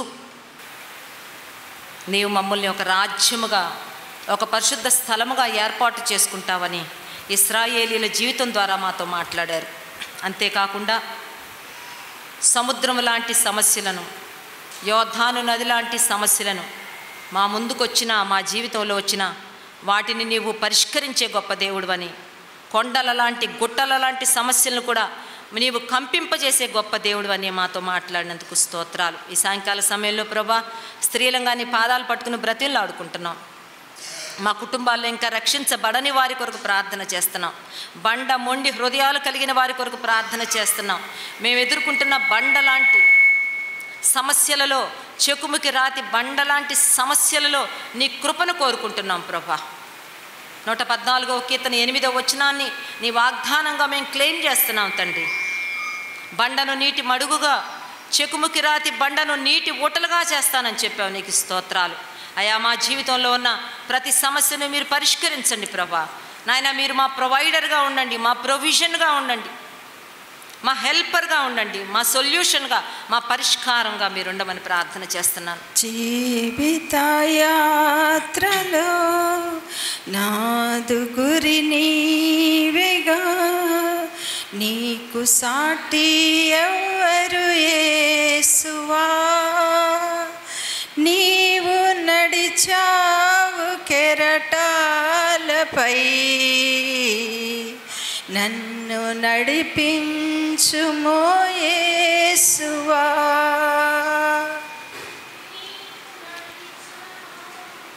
తండ్రి, ఆనాడు ఎలాగ అక్సా జీవితంలో నీవు అద్భుతం చేశావో, అక్సా జీవితంలో ఏర్పడిన తండ్రి ఆ కొరతను నువ్వు ఎలాగూ తీర్చావో, ఈ సాయంకాలం ఇదిగో నీ సంధిలో చేరిన ప్రతి ఒక్కరిని, ప్రతి సహోదరిని, ప్రతి కుటుంబాన్ని మీరు జ్ఞాపకం చేసుకుని అద్భుతాలు చేసి మా జీవితాల్లో ఉన్న డ్రై ల్యాండ్, మా జీవితంలో ఉన్న దక్షిణ భూములను ఫలభరితమైన భూములుగా మార్చి మా సమస్యలకు మీరు పరిష్కారంగా ఉండి నీ కొరకమైన నమ్మకమైన సాక్షులంగా, ఆత్మీయులమైన విశ్వాసముగా నీ కొరకు సాగి వెళ్ళే కృపను మాకు అనుగ్రహించి మీరే మహిమను పొందమని యేసు నామములోనే ప్రార్థిస్తున్నాము తండ్రి. ఆమేన్. ఆమేన్. ఆమేన్.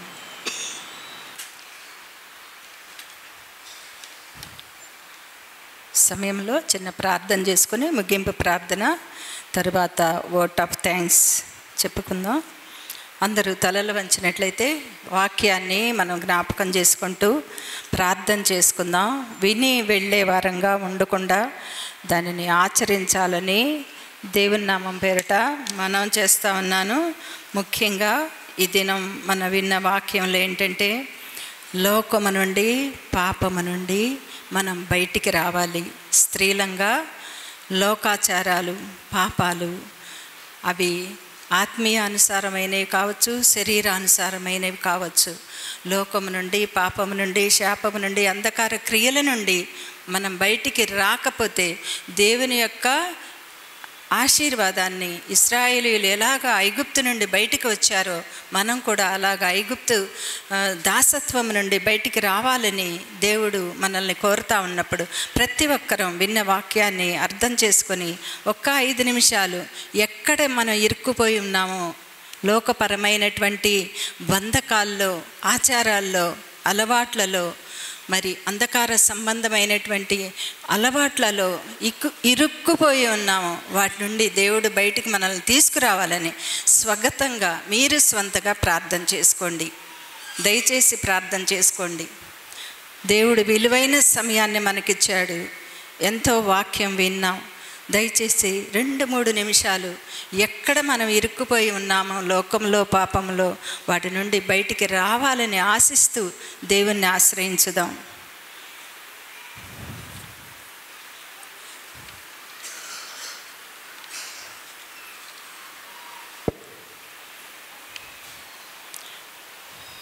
దేవుని బిడ్డలంగా మనల్ని మనం ప్రత్యేకపరుచుకుందాం.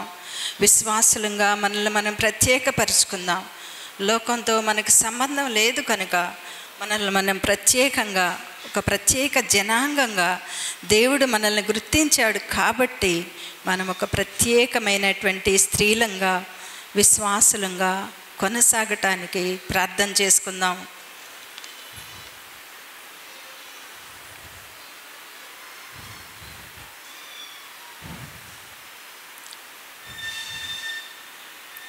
కొండల వంటి బండల వంటి సమస్యలు ఒకవేళ మన కుటుంబాల్లో, మన జీవితంలో, మన భర్తల పట్ల, మన బిడ్డల పట్ల ఎటువంటి సమస్యలు మన ఎదుట ఉన్నాయో వాటిని జ్ఞాపకం చేసుకుంటూ దేవుడు ఏ రీతిగా ఐగుప్తులో నుండి ఇశ్రాయేలీయులను బయటికి తెచ్చాడో అటువంటి కొండలు బండల వంటి సమస్యల నుండి కూడా మనల్ని బయటికి రప్పించగలిగిన దేవుడు, సమర్థుడైన మన దేవుణ్ణి బట్టి కొనియాడుచు ప్రార్థన చేసుకుందాం.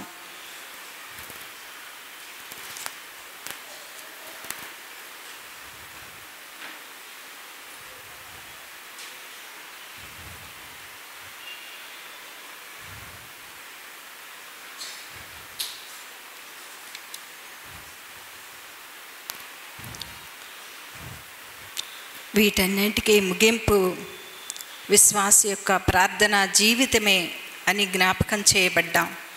దేనికైనా మనం విడిచిపెట్టలేకపోతే మనం ఆశ్రయించవలసింది దేవుని పాదాలు. ఆయనను ఆశ్రయించినప్పుడు దేవుడు వాటన్నిటి నుండి మనల్ని విడిపించటానికి సమర్థుడైన దేవుడని ఎరిగి మనము కలిగి ఉన్న గొప్ప దేవుని ఎదుట సాగిలపడి నమస్కరించి ప్రతి దినము ప్రార్థనలో ఆయన ఎదుట కనిపించాలని దేవుని నామం పేరిట మనవి చేసుకుంటూ ఈ చిన్న ప్రార్థనను దేవుడు ఆలకించునుగాక. పరిశుద్ధుడైన తండ్రి, ప్రేమగల దేవా, కృపగల తండ్రి, వందనాలు, స్తోత్రాలు మా ప్రభువా. ఎంత గొప్ప దేవుడో నాయన. ఐగుప్తు వంటి మా జీవితాలు ప్రభువా, ఎంతో మురికి మస్టుతో కూడిన జీవితాలు ప్రభువా, నిన్ను ఎరుగనే జీవితాలు ప్రభువా. మేము నిన్ను వెదకలేదు కానీ తండ్రి, నీవు మమ్మను వెదకి రక్షించిన దేవుడవు తండ్రి. నాయన, నీవున్న చోట మమ్మల్ని కూర్చుండబెట్టుకోవటానికి ఇష్టపడిన దేవుడవు ప్రభువా. ఎంత గొప్ప దేవుని మేము కలిగి ఉన్నందుకు మీకు వందనాలు, స్తోత్రాలు చెల్లిస్తున్నాము తండ్రి. నాయన, బండ వంటి కొండ వంటి సమస్యలు మా జీవితాల్లో ఎన్నో ఉన్నాయి ప్రభువా. వాటన్నిటినీ సాల్వ్ చేయగలిగినటువంటి శక్తి సమర్థుడైన దేవుడవు నీవు మా పక్షాన ఉన్నావని, ప్రతి కార్యము చేయగలిగిన దేవుడు అని నమ్మి విశ్వాసంతో మీకు స్తుతి చెల్లిస్తున్నాం తండ్రి. ఆయా ప్రాంతాల నుంచి వచ్చినటువంటి మా సహోదరులందరినీ జ్ఞాపకం చేసుకోనండి. ఈ 2 దినాలు మీరు మాతో ఎంతగానో మాట్లాడారు ప్రభువా. మీరు మాట్లాడిన ప్రతి మాటను బట్టి మీకు వందనాలు తండ్రి. వాటిని మా హృదయం అనే పలకల మీద వ్రాసుకొని తండ్రి, మా ఆత్మీయ జీవితంలో ప్రభువా తండ్రి, మేము ఒక్క క్షణమైనా ప్రభువా వాటిని నెమరు వేసుకుంటూ తండ్రి, వాటి ప్రకారం జీవించే బిడ్డలుగా మమ్మల్ని సిద్ధపరచండి. విని వెళ్ళే వారంగా కాకుండా తండ్రి, వాటిని అనుసరించి మేము బాగుపడి మా కుటుంబాలు, మా బిడ్డలు, మా సమాజం తండ్రి, మా ప్రార్థన సహవాసాల్లో కూడా ప్రభువా మేము అనేకులకు మాదిరికరంగా జీవించాలని తండ్రి నీ నామములో ప్రార్థన చేస్తున్నా తండ్రి. గ్రామాల నుండి నాయన బిడ్డలు వచ్చారు, ఇక్కడ మరి లోకల్ 7 చర్చెస్ నుండి వచ్చారు ప్రభువా. ప్రతి బిడ్డను మీరు ఆశీర్వదించండి.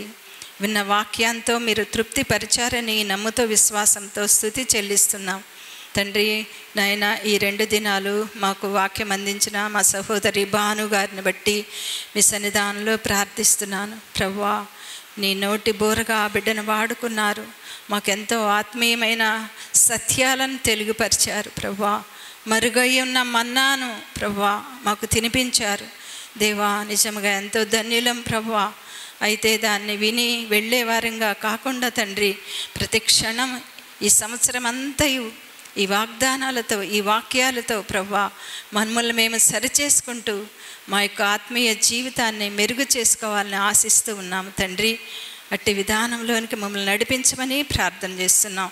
మరి ఈ సాయంకాల సమయంలో స్త్రీలకు ఈ 2 దినాలు జరిగిన ఈ పరిచర్యను బట్టి మీకు వందనాలు, స్తోత్రాలు తండ్రి. ఈసీ పెద్దలకు మీరు ఇచ్చినటువంటి ఈ మంచి ఆలోచనను బట్టి మీకు వందనాలు ప్రభువా. సిస్టర్ మరి సూరులూరుపేట నుండి ఇంత దూరం గుంటూరుకు వచ్చారు, మాతో 2 దినాలు గడిపారు ప్రభువా మీకు వందనాలు. తన కుటుంబాన్ని బలపరచండి, బ్రదర్ని బలపరచండి, బిడ్డల్ని తండ్రి మీరే ఆశీర్వదించండి ప్రభువా. మరి తిరిగి వెళుతూ ఉండగా బిడ్డను క్షేమకరమైన ప్రయాణం దయచేయండి ప్రభువా, సహాయం దయచేయండి. వారి పరిచర్యను అంతకంతకు 30 60 100 ఫలింప చేయమని సమస్త ఘనత మహిమ ప్రభావాలను మీకే ఆరోపిస్తూ యేసు నామములో ప్రార్థించి స్తుతించి అడిగి వేడుకుంటున్నాను తండ్రి, ఆమేన్. ఎండిన ఎడారిలో నీటి ఊట వంటిది వడిగా ప్రవహించు జీవనదియే అది. ఎండిన ఎడారిలో నీటి ఊట వంటిది వడిగా ప్రవహించు జీవనదియే అది. దప్పికొనిన ప్రతి జీవి దప్పిక తీర్చునది. దప్పికొనిన ప్రతి జీవి దప్పిక తీర్చునది. ఆ జీవా జలవాక్యము, ఆ వాక్యమే యేసు దైవము. ఆది యందు ఉన్న దైవము, ఆ వాక్యమే యేసు దైవము. ఆది యందు ఉన్న దైవము, అంతమేలేని దైవము. నిత్యము నిలచునది దేవుని వాక్యము. సత్యమయున్నది, సర్వము చేయునది, నిత్యము నిలచునది. Praise lord. దయచేసి ఒక 2 నిమిషాలు మాతో సహకరించండి. ఈ 2 దినాలు ఇక్కడ ఎంతో ఓర్పుతో ప్రయాసతో కూడుకొని వాక్యాన్ని ఆలకించి మరి సహకరించిన మీ అందరికీ దేవుని నామంలో వందనాలు చెల్లిస్తూ ఉన్నాను. ప్రత్యేకంగా మన కొరకు సూళ్ళూరుపేట నుండి వచ్చినటువంటి సిస్టర్ భాను గారికి మన సియోను తరపున అన్ని చర్చెస్ తరపున ప్రత్యేకమైన వందనాలు చెల్లిస్తూ ఉన్నాను. తన పరిచర్య కొరకు మనందరం ప్రార్థనలో జ్ఞాపకం చేసుకుందాం. తన ప్రయాణం కొరకు ప్రార్థన చేసుకుందాం. మరి మైక్ సెట్టింగ్స్ తర్వాత మన రవి ఇదంతా తీశాడు. ఈ బిడ్డలందరికీ మనకు సహాయం చేసిన ఈ బిడ్డలందరికీ దేవుని నామం పేరిట వందనాలు చెల్లిస్తా ఉన్నాను. మరి ముఖ్యంగా మన పెద్దలైన వారు మరి ఇంత చక్కగా మనకి 2 దినాలు సపరేట్గా స్త్రీలకి ఇచ్చినటువంటి పరిచర్య ఎంతో మేలుకరంగా జరిగిందని దేవుని నామం పేరిట వారికి కూడా ప్రత్యేకమైన వందనాలు తెలియజేస్తా ఉన్నాను. ఈ కూడిక ఇంతటితో ముగించబడింది. మరి సాయంత్రం 6:30 గంటలకి మరలా మనం కూడుకుందాం. అంతవరకు సెలవు. దైవ ఆశీర్వాదములతో అందరికీ praise the Lord, praise the Lord, praise the lord.